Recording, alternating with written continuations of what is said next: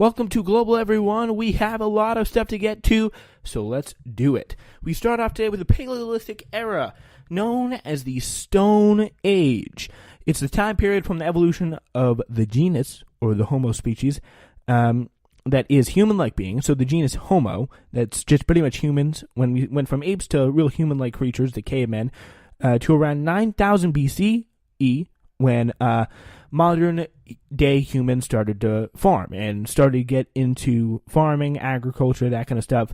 And that leads us to the Neolithic Revolution, which was a bigger deal, but even possibly a bigger deal than the Paleolithic Era, which went from 2 million to 9,000 BCE. And the rest of human history after the start of farming is a 16th of the time period that we have spent in the Paleolithic Era. So it took us a long time to get here.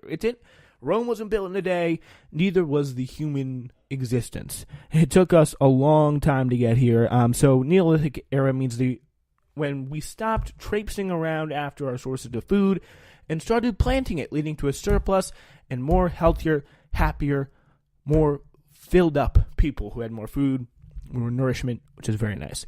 So, yeah, people began to expand, people's lives began to expand and get better quite quickly, which was very nice. So, yeah, and another big thing here is the landforms. Landforms are another big thing that we want to focus about from the first unit. And here, I want to take some time to talk about some of the ones you may not know. An archipelago is a group of chain islands clustered together in a sea or an ocean.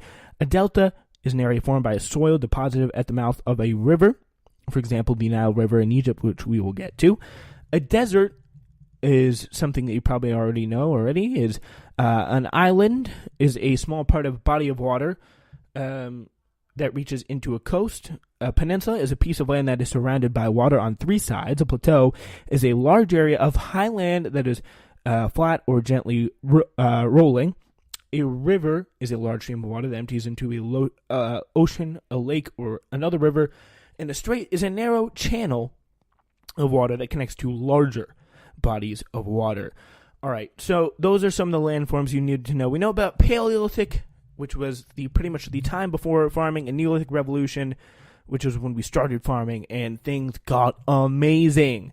Now we want to talk about some of the civilizations in this area that took place at this time. Yeah, so now we're going to turn the tide to civilizations. We start with Egypt, one of the biggest civilizations out there. You probably all heard of it. It's been the subject of a lot of stories. It gets a lot of credit, not as much as some of the other civilizations, but that's okay. Some of the main geographical features and you're going to find this in a lot of the civilizations, all the civilizations pretty much. You're going to cover the Nile River, some sort of body of water there that pretty much provided nourishment to the civilization, and it gave the civilization a lot of support, whether it be through crops, whether it be through water, and because as we know, back at that time, crops was a very important way of living. Fertile soil and predictable flooding of the river really helped, and also a lot of access to the Mediterranean Sea helped as well. And of course, the Nile River Delta was heaven for farming, pretty much. So yeah, some of the religious things with Egypt centered around pyramids, which were tombs for eternity for mummies and pharaohs that we know, and they also believed in the afterlife and the process, which I'm sure you're all familiar with, of mummification. Polytheistic was the name, the type of religion. They believed in multiple gods. Amun-Re, Osiris, Isis, Horus is one of them. So pretty much the thing with their afterlife was they had an eternal life after death, and the soul had to pass a test to get in. Some of their technology, they used mathematics, limestone, drainage. They had some pretty good drainage projects, a written language and hieroglyphics, materials like paper, like papyrus and the Rosetta Stone, which helped historians later on interpret their language, medicine, math, wall paintings, and tombs, as well as astronomy.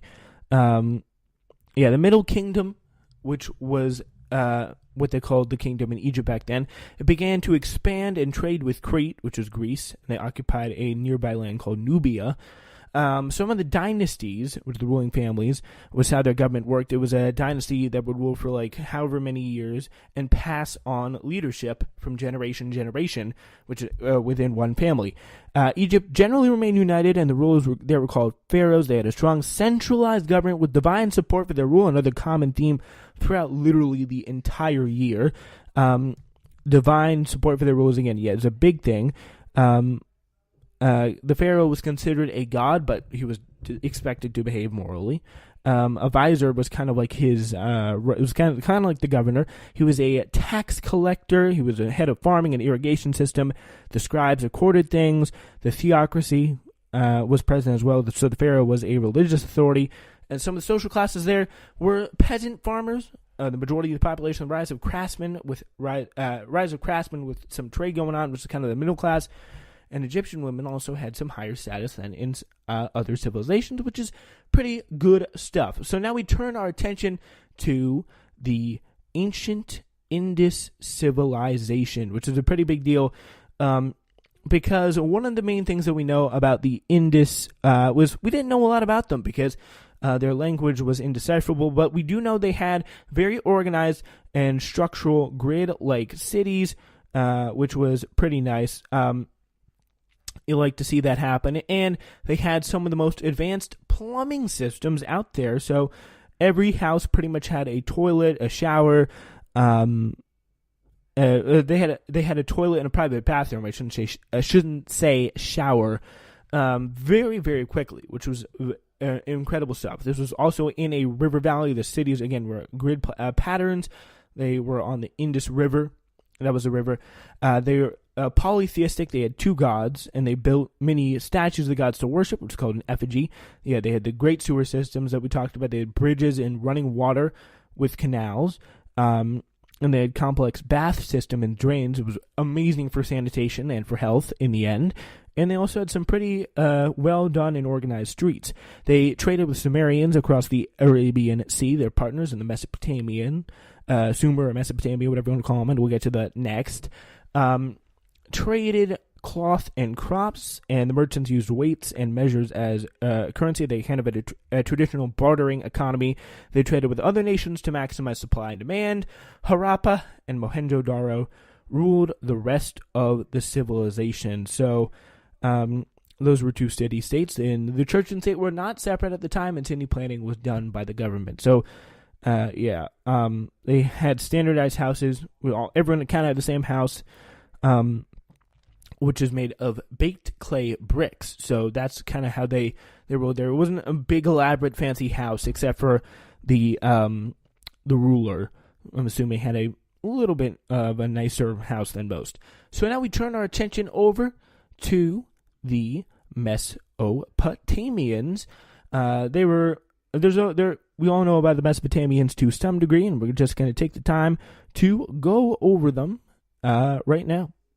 And yeah, so here's what we know about the Mesopotamians. They're presently in present day. The land that they're in right now is Iraq. They have the Fertile Crescent. They did not have one river. They had two, the Tigris and the Euphrates, which meant fertile soil from the silt and the flood waters. But the flooding was unpredictable. So, I mean, your crops could be there and washed one day and washed away the next day. And there was also a few natural barriers which made them susceptible to invasion. And, I mean, let's be honest, it still does today.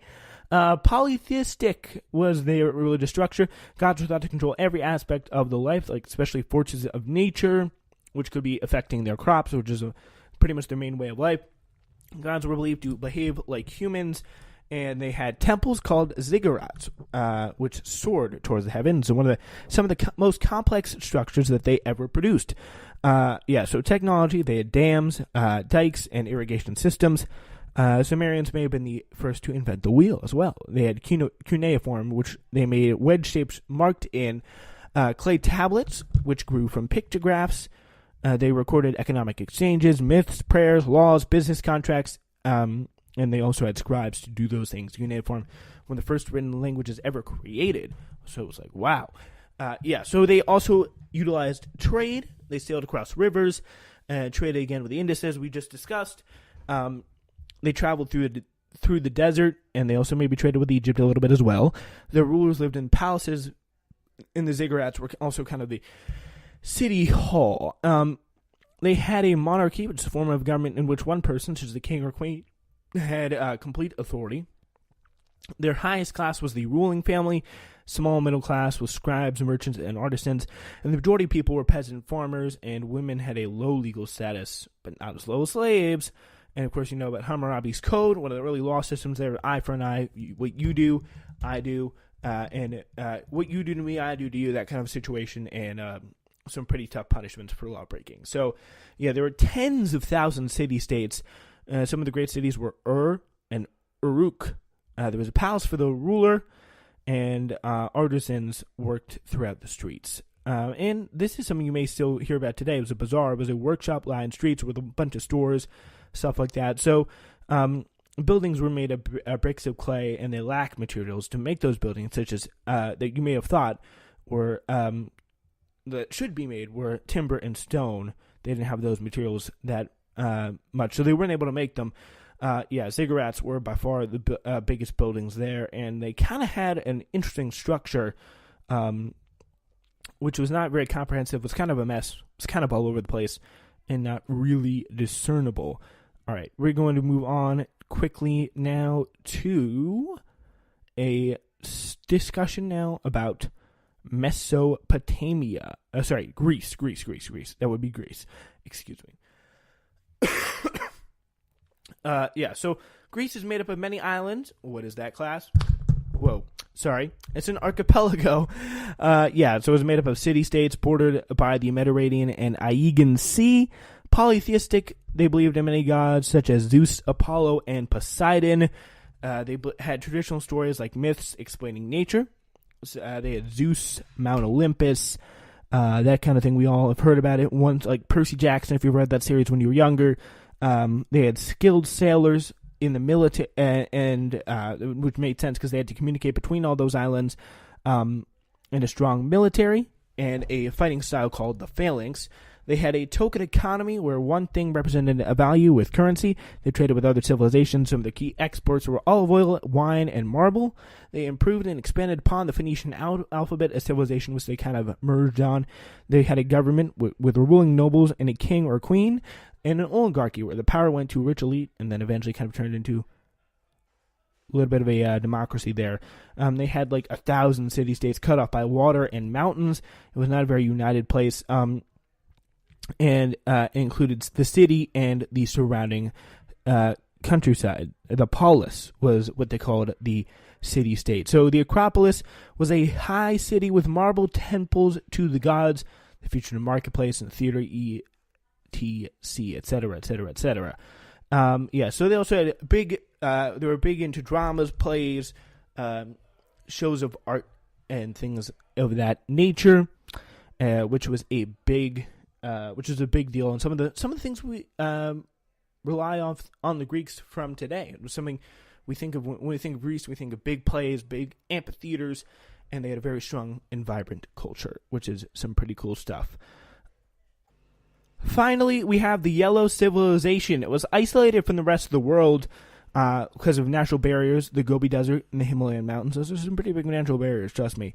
The Yellow River was unpredictable. It flooded. It changed its course, and it was filled with loess or yellow sediment that ruined all the crops. It's obviously in modern-day China. It was polytheistic. It believed in many gods and the mandate of heaven, which was the god given right to rule. It started the trend of dynasties, which continued in China for many years to come. Calligraphy was first started there. It was a uniform system of writing. Dikes, canals, and channels, they were very prevalent in that society. They used bronze and iron tools, plows, and they used those to make roads. Some of the main products there was silk, and their monetary system, which was a solid system, which was copper coins, which they used to trade. Some of their social classes were kind of an early method of feudalism. The royal family and nobles had a lot of power, as well as artisans and merchants forming the middle class, and then you had peasants. And then a big thing, again, as I mentioned before, with China, was the dynastic circle and the mandate of heaven. If you have the mandate of heaven, you had the God-given right to rule. You're okay. You were good, and you were here to stay. But if you didn't, you were kaput. They had roads and city planning as well as some of the first early graveyards and very ornate palaces, which is pretty